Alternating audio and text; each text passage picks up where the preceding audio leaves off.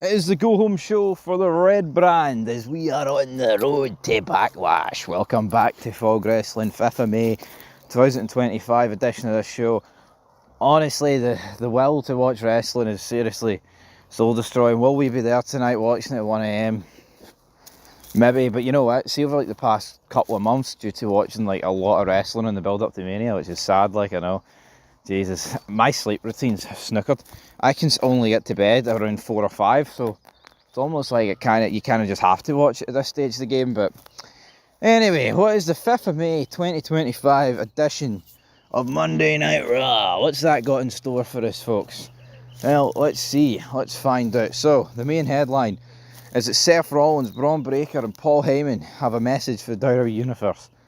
Right, that's all good, right? That's brilliant. That's fantastic. But wouldn't we expect this? Shouldn't they be on the show every week? Honestly, it's embarrassing, like the gaslighting that goes on to make you pretend like, oh, Triple H is doing us a favour. Oh my God, we're getting these three guys under one roof. Oh, what about the other two guys that Seth Rollins shared a stadium with, because there wasn't a roof on it, at WrestleMania in Las Vegas, Nevada? Where are they? Yeah, you know what I mean. CM Punk sitting there posting on Instagram, doing Instagram lives, working out at the gym. Where's your beef, mate? Where's you not want Seth Rollins? I mean, he's been literally asked questions on Instagram Live about it, and he responds to it. It's pathetic. It's actually embarrassing, man. State of kayfabe. I mean, at least Roman Reigns keeps to himself when he disappears. But speaking of him, when's he going to be back? Like, when is he going to be back? Is he going to be taking on? I mean, is he on sick leave? I think he won't be back to what, June? I mean, by the time this pay-per-view ends. It might be June, brother, but yeah, well, what is now? Are we going to get CM Punk versus Braun Breaker? Maybe. I think that's a decent level match. But again, this whole takeover with this group and the guys that they could be feuding with, again, with like Punk and Roman, that should be the world title, man. Instead, you get Jey Uso against Logan Paul. It's embarrassing, but what's the message going to be? They'll probably just batter somebody else. I mean, Sammy got battered last week. Is he written off TV? Who cares? But you know what? I'm not going to say it's great, but it does feel a bit fresh seeing this like newly formed group. So I'll give a wee bit of credit that way. Otis goes one-on-one with Rusev, the nipples. Rusev is the nipple man.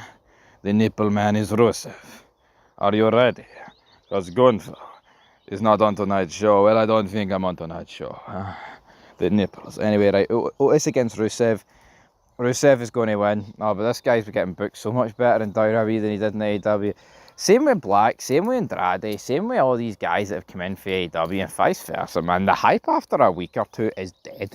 It's stone cold. Who cares about Rusev having a match against Otis? Who actually cares? You know what I mean? It's 2025, man.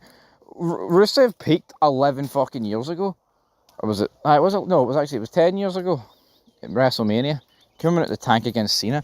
It's been a nosedive since then, but of course he's going to defeat Otis. See, if Rusev doesn't defeat Otis, man, we'll delete the channel tonight. How about that, huh? Some people are like, yes. Some people are like, no. Right, Io Sky versus Roxanne Perez. Tell you what, this will be a decent match. Two good workers. Two good workers. And you know what's actually incredible, right? I think with the women, I have never seen such big gaps between workers. Like some people be like, well, what about the Ruthless Aggression? You had like Lita and Trish, and then you had like Kelly. You know what I mean? Or like Tori Wilson. But at least Tori Wilson, Kelly, they brought the sex appeal. Bear in mind, not that Trish and Lita didn't. Oh yeah, but you get my point. But see now, man, there's so many like sloppy fucking workers. Michin greeting earlier. Oh, maybe if I could give him more than 3 minutes to work a match, they would appreciate me. No, but Io Sky, Roxanne Perez, I think this will be a good match. Last week, and you know what? At least Raw feels fresh for all the women that they fired on it for NXT. Problem is though, they're not fully on Raw. They're still kind of on NXT,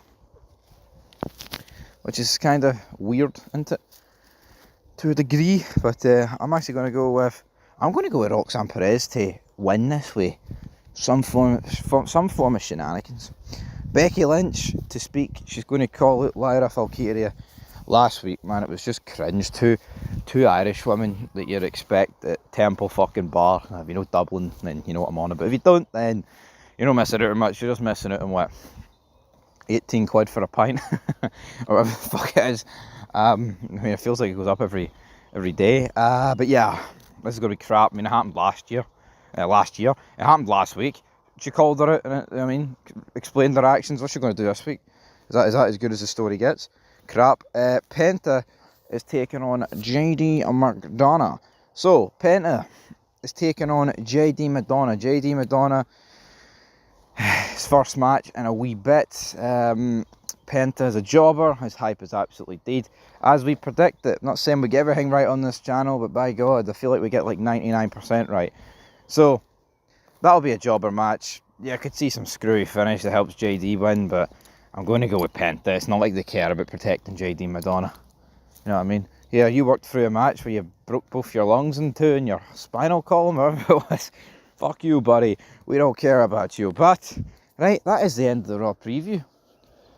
Well, from a WWE.com perspective, but it's not the end of this video, because we have a title match on Saturday, don't we, guys?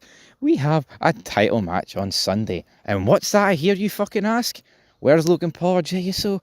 Not on the show. Hell, we've even got a Gunther Pat McAfee match, and there's nothing to do with them. Nothing. Absolute crap. Tell you what, could we no get Gunther? Yo, and I mean, this is a shite match, by the way. I wouldn't even want to see it. But wouldn't Gunther and Logan Paul against Jey Uso and Pat McAfee be a decent, on paper, main event? The world title competitors, you know, going one-on-one with the former world champ. I mean, honestly, it ties in so many storylines, but we don't want to give you any. I actually fucking despise modern WWE, man. The fixes are right there. Like I said, I don't care for that match, even that 2-on-2 match, but structurally, it makes sense. But no, it doesn't make sense about it. Oh, Gunther's distanced himself for the title. He doesn't care. He's more bothered about what we comments Michael Cole and Pat McAfee said. Absolute crap, man. Absolutely embarrassing. What else is even happening on a Monday Night Raw perspective? Sami Zayn, where's he going to be? I don't know. Jake, back, come here. Jake, big man running towards me. What's your prediction for the match tonight, Jake? Are we going to get that 2-on-2 match? What's here? What's Jake? Jake, say something. That's half a sniff. I don't know what that is. But anyway, folks, that's where we're going to leave it. It's shite. Like, seriously, like, what is there to say? You know what I mean? Seeing the Attitude Era, I'm sick. I'm actually just sick of seeing the Attitude and Ruthless Aggression Era. It's sad. Like, time waits for no man, and we're just getting further and further away. So, leave your thoughts down below. We'll be back later. No guarantee. To be honest, we'll be both reviewing this, but you never know. Maybe we will.